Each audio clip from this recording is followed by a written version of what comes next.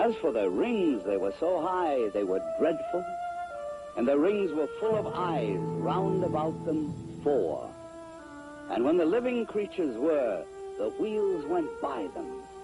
And when the living creatures were lifted up from the earth, the wheels lifted up. This account took place some 500 years before Christ. Other accounts very similar appear in earlier ancient writings. The Greeks and Romans also are known to have made observations of such things as phantom chariots appearing in the night sky. Records also tell us that during the reign of Charlemagne, there were many accounts of encounters with tyrants of the air and their aerial ships. These accounts so concerned Charlemagne that those reporting such strange phenomena were subject to torture and death.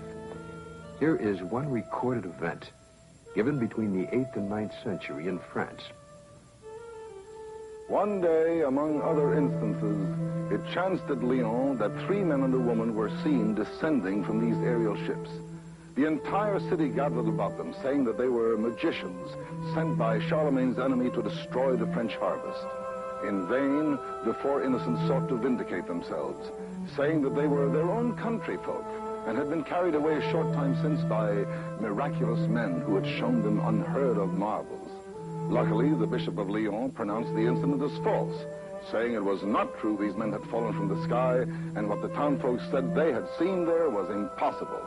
The people believed what their good bishop said rather than their own eyes, and set at liberty the 4 ambassadors from the ship. The date was November 12th, the year 1887. The time was near midnight aboard the sailing ship Siberian, when it was reported that several people aboard ship witnessed a huge sphere of fire. It was observed arising out of the ocean. It rose to an altitude of 16 meters, then flew against the wind and came close to the ship, then dashed off toward the southeast. This sighting lasted a full 5 minutes.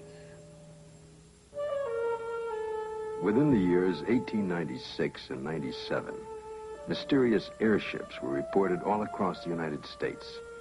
In Oakland, California, a group of streetcar passengers reported a winged cigar that sent out a stream of bright light. The sighting spread through Colorado, Texas, Kansas, Nebraska, Iowa, and many other states, particularly in the Midwest. On April 11, 1897, Walter McCann of Rogers Park, a few miles north of Chicago, took a photograph of an airship. The New York Herald, as well as the Chicago Herald Tribune, pronounced the plates as being genuine and not a fake.